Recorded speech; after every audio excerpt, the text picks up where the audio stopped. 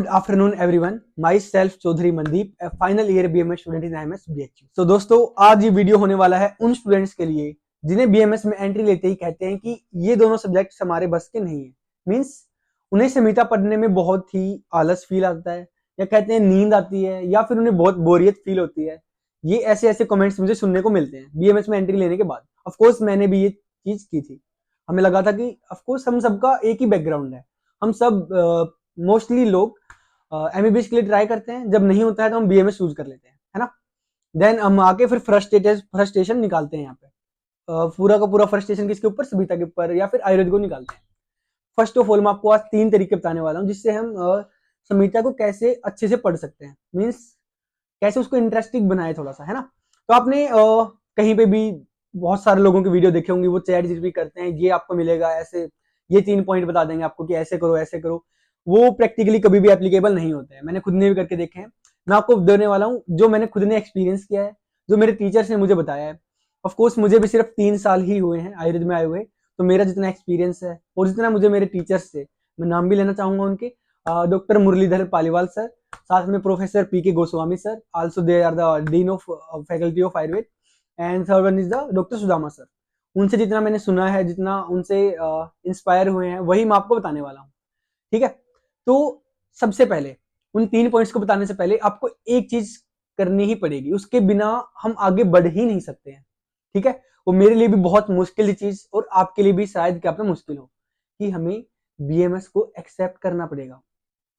बहुत हार्ड है लेकिन करना पड़ेगा। कई लोग, मैं बता रहा हूँ, मैं फाइनल ईयर तक आते आते कई लोग ऐसे हैं जिनको विश्वास ही नहीं होता बीएमएस के अंदर।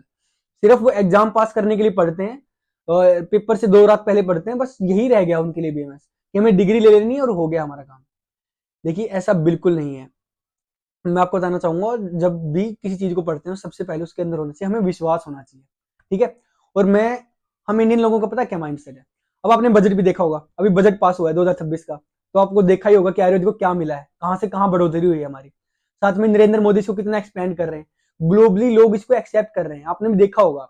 और इंडियन माइंडसेट है, जब लोग ग्लोबली इसको एक्सेप्ट करने लग जाएंगे तब इंडियन आएंगे कि हाँ ये हमारा आयुर्वेद है, आयुर्वेद की तरफ आकर्षित होंगे। तो आपको बताने वाला हूँ, आने वाले साल पूरे के पूरे आयुर्वेद के होने वाले हैं, तो हमें उसके ऊपर विश्वास करना पड़ेगा, देन ही आगे कुछ कर सकते हैं। चलिए अब 3 पॉइंट्स के ऊपर आते हैं। ठीक है। सबसे पहले हमें संहिता ऐसा लगता है कि ये कोई ऐसे, जिसको एक सब्जेक्ट की तरह पढ़ते हैं हम, जैसे अपन थ्योरी पढ़ते, मतलब ऐसे हिस्ट्री की बुक्स वगैरह पढ़ते हैं ना, हम ऐसे पढ़ते हैं संहिता को, जो कि बिल्कुल भी नहीं है। ठीक है। अगर आपको संहिता पढ़नी है तो फर्स्ट ऑफ ऑल क्या करना है हमें, सबसे पहले हमें संहिता पढ़ने से पहले ये रियलाइज करना है कि ये संहिता आज से हजारों साल पहले लिखी गई है, उस जमाने में जब कुछ था ही नहीं। मीन्स हमारे पास ना ही कोई इंस्ट्रूमेंट थे, सिर्फ और सिर्फ प्रैक्टिकल ऑब्जर्वेशंस के ऊपर। और ऑब्जर्वेशंस भी किसके ऊपर हुई है? नॉट ऑन रैट्स और हॉर्स, जो आज के टाइम पे हो रही है ना, that all observations are on humans. सारे एक्सपेरिमेंट हैं, जितने भी एक्सपेरिमेंट हैं हर चीज के, सारे ह्यूमंस के ऊपर हुए हैं, और उन्होंने सालों साल उस चीज को एक्सपीरियंस किया, देन लिखा है इसके अंदर। ऐसा नहीं है कुछ भी छाप दिया गया है। ठीक है। तो सबसे पहले हम जब भी संहिता को पढ़ने बैठे तो हमें ये मानना है कि हम ये दिमाग में एक बार सेट करना है कि हजारों साल पहले वो बंदा ऐसी ऐसी बातें बता रहे हैं। सॉरी, मैं बंदा नहीं कहना चाहूंगा, हमारे आचार्य, आचार्य चरक और आचार्य सुश्रुत ये बातें हमें बता रहे हैं। ठीक है। तो इसको क्रोनोलॉजिकल ऑर्डर में पढ़ना है कि सबसे पहले चरक आए, उसके बाद सुश्रुत ने क्या क्या चेंज किया उसमें, देन वाघभट ने दोनों को कंपाइल किया, है ना। एक माइंड मैप बना के चलना है कि वो क्या बोल रहे हैं, है ना। That's the thing how happens.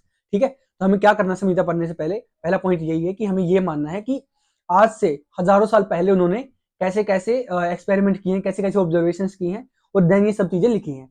First thing होगी डन। सेकंड थिंग आती है क्या, आपने एक संहिता का चैप्टर पढ़ लिया। हमारी दिक्कत क्या है, जब हम इसको दोबारा पढ़ने जाते हैं हमें आता है आलस, हम कहते हैं कि वही चीज क्या पढ़ते हैं, वही चीज क्या पढ़ते हैं। ये हमारी सबसे गलत आदत होती है। जब भी संहिता को पढ़ने जाएं हमें जीरो से स्टार्ट करना चाहिए। हमें ऐसा मानना चाहिए कि हमें कुछ आता नहीं है फिर से। मैं आपको शर्त लगा के बता रहा हूँ, जब जैसे मैं फर्स्ट ईयर में वही चैप्टर, मैंने चरक का जो पहला चैप्टर मैंने पढ़ा था, उसके बाद सेकंड प्रूफ में मैंने फिर से पढ़ा, कुछ नई चीजें निकल के आई, और फाइनल ईयर में हम फिर से पढ़ रहे हैं तो हमें नई नई चीजें निकल के आ रही हैं। जैसे जैसे हम आयुर्वेद में हमारा टाइम बढ़ता जाएगा, हमें नई नई चीजें निकलती आई जाएंगी उससे। ठीक है। सेकंड थिंग यही है, जब भी हम पढ़ने बैठे हमें खुद को फिर से रीसेट करके जीरो से फिर से स्टार्ट करना है, देन कुछ ना कुछ नया गेन करना है। ठीक है। और third, one of the most important thing, which जो हमें मेरे गुरुजी डॉक्टर मुरलीधर पालीवाल सर ने बताई है कि जितने भी संहिता के अंदर श्लोक्स हैं उन सबका प्रैक्टिकली एप्लीकेबल होते हैं। मीन्स आप संहिता का ऐसा कोई भी श्लोक नहीं है जिसका आप प्रैक्टिकली यूज नहीं कर सकते, हमें वही देखना है।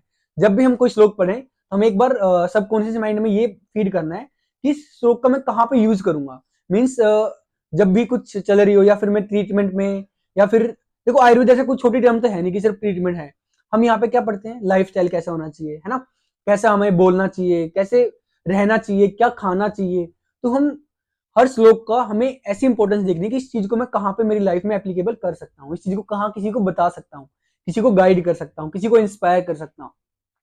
तो हमें क्या करना है, जितने भी श्लोक्स होते हैं ना उनको एक बार पढ़ने के बाद सोचना है कि इसमें मैं कहाँ एप्लीकेबल कर सकता हूँ। देन डेफिनेटली जब आप ऐसे इस तरीके से प्रैक्टिकल यूटिलिटी के थ्रू संहिता को पढ़ोगे तो आपको डेफिनेटली बहुत फायदा होने वाला है। ठीक है दोस्तों, मिलते हैं। अगर आपको कुछ अच्छा लगा हो एक बार पढ़ के देखिएगा, अगर मजा आए तो लाइक एंड सब्सक्राइब कर दीजिएगा, वरना दिस डिपेंड ऑन यू। मेरे पे ये एप्लीकेबल किया है, मैंने एप्लीकेबल किया है, 3 साल हो गए, मुझे संहिता में मजा आ रहा है। और मिलते हैं अगली वीडियो में दोस्तों। अगर जो भी आपके डाउट्स आ रहे हैं इसके रिकॉर्डिंग या मैंने कुछ गलत बताया हो तो प्लीज कमेंट्स में मेंशन कर दीजिएगा। मिलते हैं अगली वीडियो में।